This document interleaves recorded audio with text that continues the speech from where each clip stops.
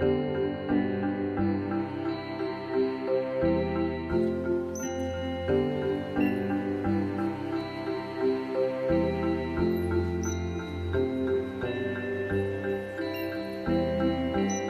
program's been going for 12 years now on a basic study of sensory biology of manatees.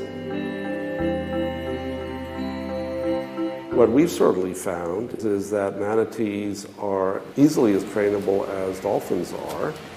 Typically, to draw blood from a manatee, you would drop the water in the tanks, and then you'd get about a dozen people to hold the manatee down. And then the veterinarian would go over and draw blood. This was dangerous at times for the people holding the manatee down. When they're sort of out of water and a bunch of people are leaning on them, they're likely to try and shrug them off, so they're no doubt stressful for the manatees. What we wanted to do was train these animals so that they can go through basic veterinary procedures voluntarily. We were able to train them to do a wide variety of tasks, not only blood draws and urine samples, the types of things you would normally do for a physical, but we're able to intubate them. So they'll take a tube down into their esophagus so that we can drop in a computer chip that goes through the digestive system, and we can measure their core temperatures that way.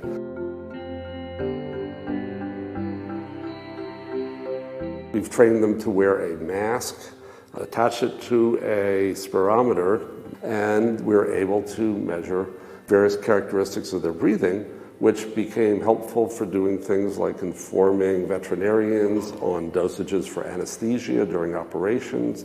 It's important for understanding how they respond to things like red tide and other toxins. We've been able to demonstrate that they have excellent hearing abilities, that they should be able to hear boats. This has implications for conservation and management. Manatees get hit by boats very often. We've also done testing with their sense of touch. If you think about a manatee's world, they don't echolocate. They frequently swim in turbid waters. They swim at night. They're navigating around. Well, if you look at them very closely, they have these fine hairs that cover their body to detect very small changes in water movement. All of the work that we've done has implications for understanding what manatees can detect in the wild, and in some important cases fail to detect.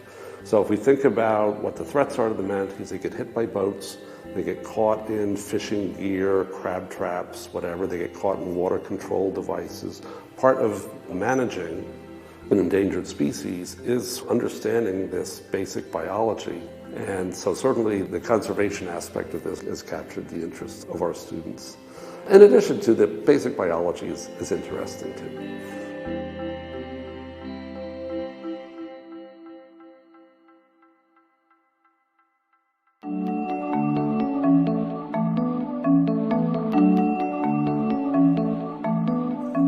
Lots of people think I'm a marine biologist, and I've been called odd things like marine psychologist, dolphin psychologist.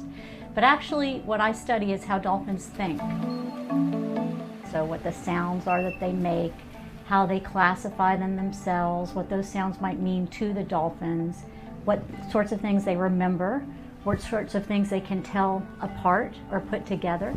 I want to know what they're thinking about and how they're representing the world. They're a mysterious intelligence. They have big brains. They have very unusually complex vocalizations. We're not sure exactly what they do with their brains. We know that a lot of it is devoted to acoustic processing. They have a really high frequency range. So we can hear to about 20 kilohertz when we're young if we don't go to a lot of rock concerts. Dolphins can hear to about 120 or 150 kilohertz, 6 times what we can hear. So they have all of that room to process extra information, acoustic information, and they also process it very quickly, maybe 20 times, maybe even faster than humans.